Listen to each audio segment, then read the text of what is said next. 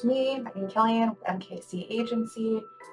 Recently, a friend of mine asked me, how is MSP marketing so much different than traditional marketing, and why would they need, like specialized marketing consultants? And my answer was sort of like, well, we don't necessarily need a marketing consultant that is specialized in MSPs. In fact, I've seen better results for a lot of MSPs in working with a traditional B2B agency in doing some of the foundational work that many of the like MSP specialized consultants and sales and marketing gurus seem to just kind of skip over. But there are some things that are different about how MSPs approach marketing than other B2B technology companies that I have worked with.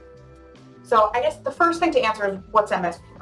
MSP marketing is focused on promoting IT services and solutions. The important thing is that it's not just about tech. It's about offering peace of mind, reliability, and expertise. And sometimes MSPs skip the last part. MSPs have a unique selling proposition. They provide specialized solutions tailored to clients' unique tech challenges, and their marketing needs to communicate their personalized approach to that.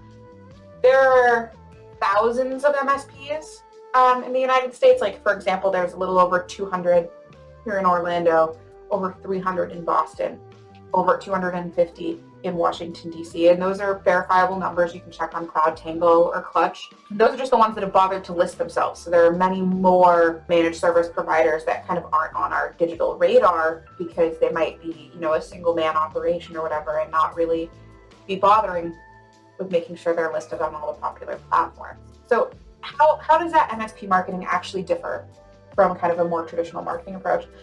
First and foremost, IT decisions impact entire organizations, so there's typically a pretty complex decision process, even at smaller businesses. You could have like a 10, 12 person company and still need to talk to an office manager, an owner, and a financial person.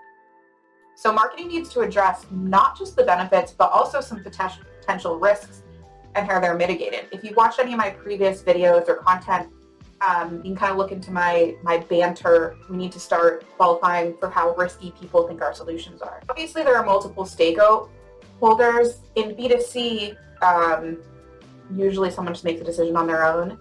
In the B2B industries, there are going to be IT managers, C-level executives. This gets more complicated as MSPs try to go up market, and they're trying to go after larger and larger companies. Do something maybe like co-managed IT. That stakeholder conversation, the multi-threading becomes super important on the sales side, and marketing actually needs to address the pain points of multiple buyer personas inside of your ICP, where ICP stands for Ideal Client Profile. Education-based marketing is huge in the MSP space, and knowledge building and positioning yourself as a thought leader. Because of the technical nature of services, MSP marketing needs to map that back down to day-to-day pain points. And we need to keep in mind that our buyers may not be that educated about what we do, especially the technical side of it. Education posts could be about the latest cybersecurity threats, cloud solutions, or IT best practices, especially as things are constantly evolving.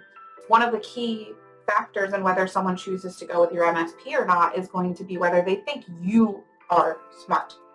You, whoever your big brain is at your MSP, that they think you can solve their problems.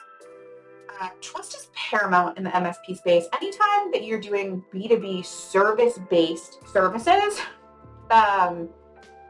your clients have to trust you, and especially when we're talking about IT, where for the last 20 years, we've used a lot of fear-based messaging to drive home the need for cybersecurity, the need for managed IT.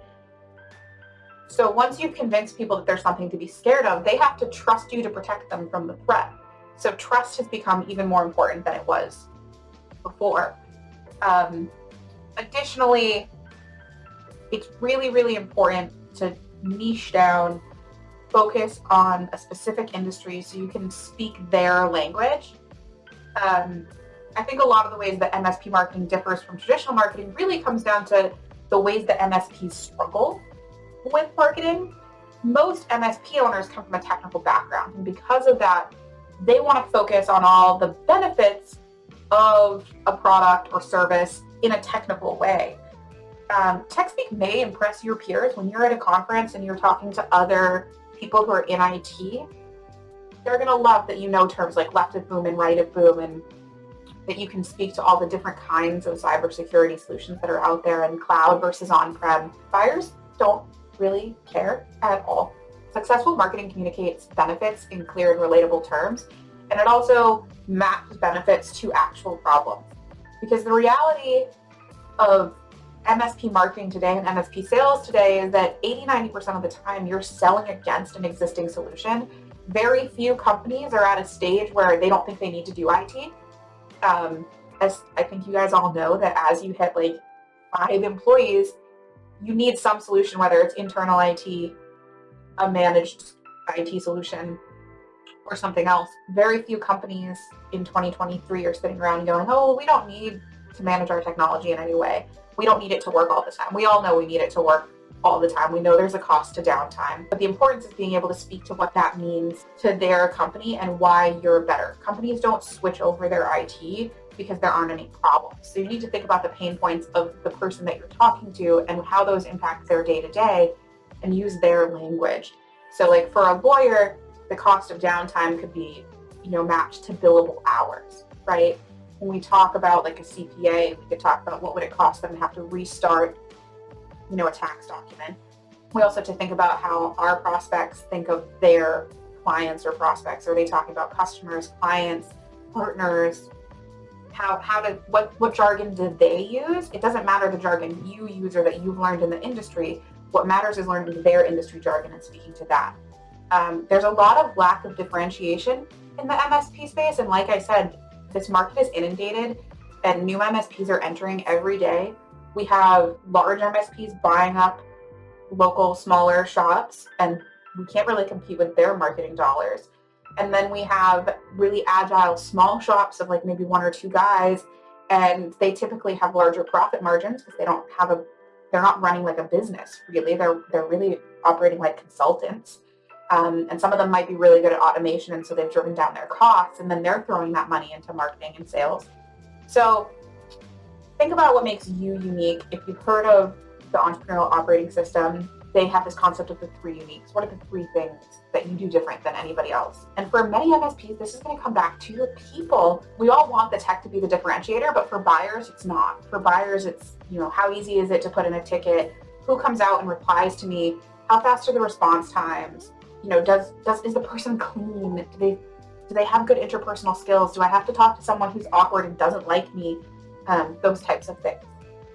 Then a lot of MSPs have inconsistent branding, and when you're small, this might not matter very much, but once you start putting money into marketing, it's extremely important to have consistent branding and consistent messaging.